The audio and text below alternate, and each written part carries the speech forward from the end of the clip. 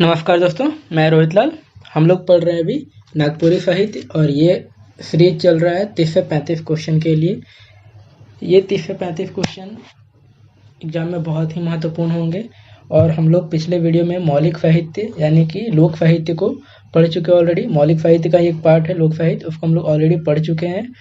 और आज हम लोग महाकाव्य और खंड काव्य को अच्छे से समझने वाले हैं। इससे रिलेटेड सारे इंपॉर्टेंट पॉइंट को लिखेंगे और अच्छे से याद करेंगे। अगर आप अभी तक मेरे चैनल को सब्सक्राइब नहीं किए हैं तो प्लीज़ चैनल को सब्सक्राइब कर लीजिए, बेल आइकन दबा लीजिए ताकि अब वीडियो अपलोड होते आपको नोटिफिकेशन तुरंत मिल जाए। और अगर प्लीज़ वीडियो अच्छा लगे तो वीडियो को लाइक कीजिए, अपने दोस्तों के साथ शेयर कीजिए। आज का हेडिंग है महाकाव्य और खंड काव्य। आई होप कि आप लोग कॉपी कलम लेकर बैठे हों ताकि सारे इंपॉर्टेंट पॉइंट को नोट डाउन करते जाइएगा और वो आपको रिमेंबर करने में हेल्प करेगा। तो पहला हेडिंग डालिए महाकाव्य। इसमें पहला पॉइंट लिखिए, रचनात्मक काव्य में सबसे बड़ा और महान रचना महाकाव्य के मानल जाएगा। रचनात्मक काव्य में सबसे बड़ा और महान रचना महाकाव्य के मानल जाएगा।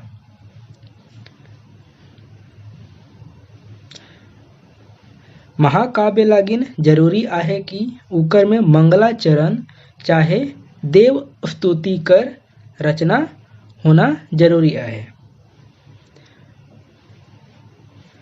कम से कम इकर में 7 अध्याय होए चाहिए। नेक्स्ट पॉइंट, महाकाव्य कर कथा पौराणिक चाहे ऐतिहासिक होए चाहिए। मतलब ये हुआ कि महाकाव्य का जो कथा है वो पौराणिक या ऐतिहासिक होना चाहिए। इसमें नायक और नायिका का पूरा जीवन का चित्रण होना आवश्यक है और इसमें सहयोगी पात्र, खलनायक, इन सब के बारे में भी वर्णन होना आवश्यक है। और महाकाव्य में जनरली प्रकृति का विराट स्वरूप को दर्शाया जाता है, इसलिए ये समाज में प्रेरणा का भी रूप बनता है। नेक्स्ट पॉइंट लिखिए, नागपुरी चाहे कौनो भाषा में सबसे महत्वपूर्ण काव्य कीर्ति महाकाव्य के मानल जाएगा। महाकाव्य बड़ रचना है के जेकर में कलात्मकता और विशेष ध्यान देवल जाएगा। एक बार फिर से रिपीट कर दे रहे हैं, महाकाव्य बड़ रचना है जिसमें कलात्मकता पर विशेष ध्यान दिया जाता है। नेक्स्ट पॉइंट, पद्य साहित्य में महाकाव्य और गद्य साहित्य में नाटक और उपन्यास के बड़ साहित्य मानल जाएगा। इसका मतलब यह हुआ कि पद्य साहित्य में महाकाव्य और गद्य साहित्य में नाटक और उपन्यास को सबसे बड़ा साहित्य विद्या माना जाता है, साहित्यिक विद्या माना जाता है। ठीक है। नेक्स्ट पॉइंट, एखन तक नागपुरी में 2 महाकाव्य लिखल आहे। मतलब यह है कि अभी तक नागपुरी में 2 महाकाव्य लिखा गया है। पहला रामायणी सीतायन और दूसरा अविनाशी घासी। पहला है रामायणी सीतायन और दूसरा है अविनाशी घासी। नेक्स्ट पॉइंट, रामायणी सीतायन पौराणिक कथा पर आधारित पंडित मृत्युंजय नाथ शर्मा द्वारा लिखल काव्य कृति है के। ई महाकाव्य नायिका प्रधान महाकाव्य मानल जाएगा। ई महाकाव्य में राम के चरित्र से बगरा महत्वपूर्ण सीता के चरित्र कर दिखाए हैं। मतलब यह है कि इस महाकाव्य में राम से बड़ा सीता का चरित्र को दिखाया गया है। नेक्स्ट पॉइंट लिखिए, अविनाशी घासी नाम से नागपुरी कर दूसरा महाकाव्य मिलेला जे ऐतिहासिक विषय वस्तु पर डॉक्टर कृष्ण प्रसाद साहू कलाधर कर कलम से लिखल जाए। मतलब कि अविनाश घासी नामक नागपुरी महाकाव्य जो है वह डॉक्टर कृष्ण प्रसाद साहू कलाधर के द्वारा लिखा गया है। कलाधर इनकर उपनाम है। इसमें आगे लिखना है डॉक्टर कृष्ण प्रसाद साहू का उपनाम क्या है? कलाधर है। मध्यकालीन नागपुरी कवि घासी राम कर जीवन गाथा ई महाकाव्य में प्रस्तुत करल जाए हैं। अविनाशी घासी जो है वो मध्यकालीन नागपुरी कवि घासी राम की जीवन गाथा है। ठीक है, अब हेडिंग डालिए खंड काव्य। हम लोग अभी तक महाकाव्य को देखे, अब हेडिंग डालिए खंड काव्य। खंड काव्य से रिलेटेड सारे महत्वपूर्ण बिंदुओं को नोट डाउन करेंगे जिससे एग्जाम में क्वेश्चन आएगा। अभी तक अगर आप मेरे चैनल को सब्सक्राइब नहीं किए हैं तो प्लीज़ चैनल को सब्सक्राइब कीजिए, और अगर वीडियो अच्छा लग रहा हो तो प्लीज़ वीडियो को लाइक कीजिए, ज़्यादा से ज़्यादा लोगों को शेयर कीजिए ताकि उनको भी इसका लाभ मिल सके। लिखिए फर्स्ट पॉइंट खंड काव्य में, कौनो विशेष नायक चाहे नायिका कर जीवन कर एक भाग कर काव्यात्मक चित्रण खंड काव्य कहलाएला। एक बार फिर से रिपीट कर रहे हैं, कौनो विशेष नायक चाहे नायिका कर जीवन कर एक भाग कर काव्यात्मक चित्रण खंड काव्य कहलाएगा।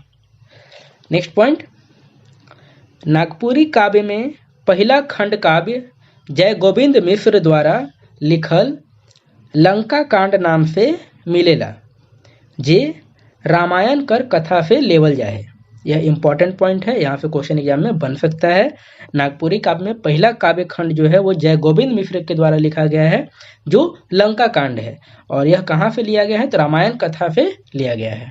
नेक्स्ट पॉइंट लिखिए, जय गोविंद मिश्र कर समकालीन कवि चुनीराम दुबे उर्फ कंचन उनकरों खंड काव्य कर नाम लंका कांड से मिलल आहे। इकर कथा वस्तु भी रामायण से लेवल जाएला। मतलब यह है कि जय गोविंद मिश्र के समकालीन कवि चुनीराम दुबे उर्फ कंचन, उनका भी एक खंड काव्य है जो कि लंका कांड नाम से छपल है। ठीक है, और उसका भी कथा जो है वो रामायण से लिया गया था। नेक्स्ट पॉइंट, कंचन नामक कवि कर एक ठो और खंड काव्य सुदामा चरित नाम से मिलेला। मतलब यह हुआ कि कंचन नामक कवि का एक और खंड काव्य है जो कि सुदामा चरित नाम से छपा हुआ है, जिसका पृष्ठभूमि महाभारत से लिया गया है। नेक्स्ट पॉइंट, अनुप्राय नामक नागपुरी कवि रामायण बालकांड नाम से एक ठो खंड लिखे हैं, जेकर कथा श्री राम कर बचपना से जुड़ल प्रसंग पर आधारित है। इसमें यह देखिए कि अनुप्राय नामक नागपुरी कवि हैं जिनका रामायण बालकांड खंड काव्य लिखा हुआ है जो श्री राम के बचपन के ऊपर आधारित है। नेक्स्ट पॉइंट, पौराणिक गौरी नंदन शर्मा वीर राघव चरित नाम से एक खंड काव्य लिखे हैं जिसका प्रसंग भी रामायण पर आधारित है। नेक्स्ट पॉइंट, मध्यकालीन नागपुरी कवि धृकपाल रामदेव घरिया दो ठे खंड काव्य लिखे हैं। पहला नल दमयंती चरित, दूसरा कोराम्बे उपाख्यान। धृकपाल रामदेव, मध्यकालीन नागपुरी कवि धृकपाल रामदेव घरिया दो ठे खंड काव्य लिखे हैं। पहला है नल दमयंती चरित्र और दूसरा है कोराम्बे उपाख्यान। नेक्स्ट पॉइंट लिखिए, बलदेव साहू का खंड काव्य है लव कुश चरित्र, जो कि उत्तर रामायण काल से जुड़ा हुआ है। नेक्स्ट पॉइंट बहुत इंपॉर्टेंट है, शारदा प्रसाद शर्मा नामक कवि दो ठे खंड काव्य लिखे हैं। पहला है भगवान एक पूरब के, दूसरा है विप्लवी महान। विप्लवी का मतलब होता है क्रांतिकारी। ये इंपॉर्टेंट है, इस एग्जाम में क्वेश्चन पहले भी आया हुआ है और आगे भी आने का चांस बनता है, तो इसको आप लोग अच्छे से ध्यान रखिएगा कि शारदा प्रसाद शर्मा जी के द्वारा दो खंड काव्य लिखा गया है। पहला है भगवान एक पूरब के और दूसरा है विप्लवी महान। नेक्स्ट पॉइंट लिखिए, भगवान एक पूरब कर संबंध बिरसा मुंडा कर जीवन वृत्त से आहे। मतलब यह है कि भगवान एक पूरब का संबंध जो है वो बिरसा मुंडा के जीवनी से आता है। ये इंपॉर्टेंट पॉइंट है, यहाँ से क्वेश्चन बन सकता है। नेक्स्ट पॉइंट लिखिए, विप्लवी महान नामक खंड काव्य ठाकुर विश्वनाथ फाहदेव कर क्रांतिकारी जीवन गाथा प्रस्तुत करेला, जे 1857 कर महानायक रहे। विप्लवी महान किनके ऊपर आधारित है? तो विश्वनाथ फाहदेव के ऊपर आधारित है, जो कि 1857 के क्रांतिकारियों में एक महत्वपूर्ण स्थान रखते हैं। उनके जीवन गाथा पे यह प्रस्तुत है, विप्लवी महान। नेक्स्ट पॉइंट लिखिए, और यह इसका आखिरी पॉइंट है। सहनी उपेंद्र पाल नहन कर लिखल खंड काव्य कर नाम मेवाड़ केसरी है। ई खंड काव्य राजस्थानी वीर महाराणा प्रताप कर जीवन पर आधारित आहे। मुगल सेना से इनकर लड़ाई के वर्णन इकर में करल आहे। ई पहला खंड काव्य है जेकर में झारखंड से बाहरे कर वीर कर कथा के प्रस्तुत करल जाए। यह बहुत ही महत्वपूर्ण पॉइंट है, यहाँ से एग्जाम में क्वेश्चन बन सकता है कि सहनी उपेंद्र पाल नहन के द्वारा लिखा गया खंड काव्य मेवाड़ केसरी किनके ऊपर लिखा गया है या किनको प्रस्तुत किया जा रहा है?